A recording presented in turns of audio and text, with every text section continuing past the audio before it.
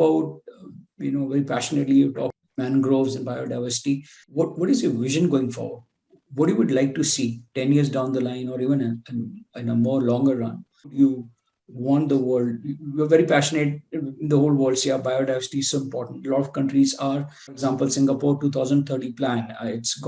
They're putting parks in within, I think, 5 to 10 minutes of walking. So there are fantastic ideas coming around the world. What would you like to see if given a choice? Well, personally, I would like to see an end to mangrove loss if we can make that happen, because they're still being lost at an extreme bad rate. It's just still losing a lot of our mangroves. And the mangroves that are being restored oftentimes are restored badly. So they claim are increasing the mangrove area, but it's actually degraded mangroves are not very healthy.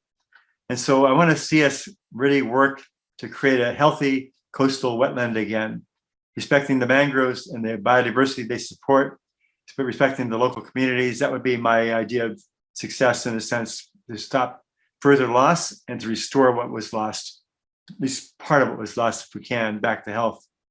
That would be important.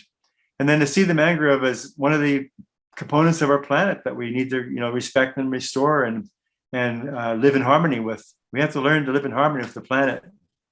So that would be one of my goals, is to try to, for the mangrove issue itself, to try to see the mangroves restored and conserved in a positive way, and get the local people involved in that process, where they're given the rights to help manage, and give them some tenure rights to do that.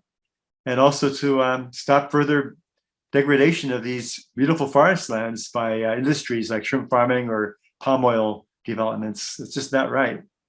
And we need those trees more than we need palm oil at this point, more than we need the shrimp farms to export their products to the wealthy nations. We really need to respect the planet, respect the people on it. Yeah. That's pretty much my vision. And what sort of intervention do you think putting up videos in the kindergarten schools, or K-12, that's when we start very young? Some of the interventions in schools or education or curriculum could be revised in order to make sure that by the time you're in youth, you have a foundation, an ideology, particularly in this regard. Yes, it's very important to talk with the younger generation and work with them. We have what's called a mangrove art contest for children. And that's every year we do that. My wife, Monica, she does that and organizes that for the last 20 years. We get artwork from around the world. And they produce a calendar, which I have here. It's a beautiful calendar with artwork from everywhere. This is the 2021 calendar, and has different artwork from around the world here, from different countries.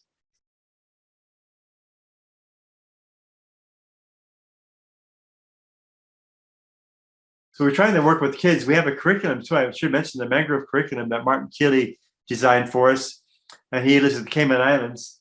The curriculum actually is being used in about 16 countries now.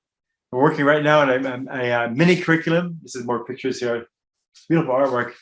And so we're trying to get with the local people to understand better the mangroves and the importance of them, but also work with the younger generation to try to come up with their knowledge and their ability to see the benefits of mangroves. We want to help them understand what's going on. So these kinds of diagrams, sometimes they're just pictures that kids do, very simple, but oftentimes they express a lot of the local culture, which I think is very important. People that do this, they express the culture that they live under. So it helps the people locally, and they can talk to their parents then and get the parents interested in mangroves too. So we're trying to spread the word. And just recently, I've started working in Florida and Texas and Louisiana in the US, trying to get the mangroves in the US protected more, and people in the US better understanding them too. So we work worldwide, and we're trying to do as much as we can. With COVID, it's been hard because there's so much we can do remotely, but we would love to be able to visit more in person and be able to take people to the mangroves and show them how best to manage them better. So we're hoping to have that ability soon again, to be able to travel to the mangrove areas and talk to the people locally. Yeah. Now, as a last question from the middle, do share any aha moment with the audience, any experience you cherish, and any message you want to give to the younger generation. You did speak about, and if you think there's any skill set which people should develop to be in this industry, and it could be in engineering, it could be in public policy, it could be in a different kind, what sort of technical skill sets is required, if you want to as in international development, if you want to focus I on think that? people that study environment could be very important to better understand the environment and teach others people about the environment, how to better manage it. We need coastal managers, that can really plan long term in the future and better process the information that they have and not forget skills that they have as far as managing the resource. Oftentimes in the past, local communities manage the resource sustainably. That's something very important to get back again. So I think sustainable management is very important. So those kinds of skills, just empathy for the environment, empathy for other life forms on the planet is very important. So that's really a good skill to develop as well. And to realize again that human nature needs nature. We just need to come with that realization. We need nature. We can't live remote from our connection to the planet. What feeds us, that gives us water, gives us air. We need that planet to survive. It's our life system. So I think skills that work on better understanding how we can survive with the planet rather than without it. Not to go to Mars, we go to Mars if we want to, but not to leave the Earth a dead planet. Go to Mars with a healthy planet when we leave. And that way you're not just leaving something behind that's not going to survive. We want to survive. That's important. And I think it's important for young people to feel they have a power to do something about these issues too. So try to empower the young generation. They're the ones, the future decision makers. We want to empower them with knowledge and with skills to be able to do that management. So that's what I hope will happen.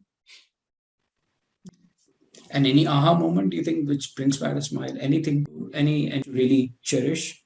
I mentioned to you the man in Thailand when he mentioned that quote. So powerful for me just to hear him because he was speaking in a monotone and all of a sudden he changed his voice. That was an aha moment, if you want to call it that. I realized that he had something to say that was beyond just a simple fisherman. And he knew so much more as a simple fisherman than he would as a scientist who was studying. I was at a conference in Brazil, and the conference was talking about one of the themes was working with local communities to conserve the mangroves. And that was back in 2000, I think it was. And I looked around me, and there was no local community members there. It was all scientists and students. And I stood up and said, I will not come to another conference like this unless you have local communities here. And the scientist turned to me from India. He turned to me and said, do you think they would understand each other, the scientists and the communities? I said, we have to learn to understand each other. We really do need to learn that because that's something we just assume that local communities are ignorant. And they're not ignorant. They have a lot of knowledge. And I think people need to know that. The scientists are learning a lot of things from local communities about medicines, about uses of mangroves they never knew before. Oftentimes local communities have names for all the local plants that are beyond the science names, and they know more of the local wildlife and so on than most people know. So we have to respect that kind of knowledge and understand that they hold the key in many ways. And we need to not assume that they don't hold any value. But they hold a lot of value. We have to respect that. And then we have to, like I say, reconnect. And there are, in a sense, our means for reconnecting if we can talk with them and deal with them in a respectful way. Yes. Even Mayan civilization, it was totally nature, pure agriculture.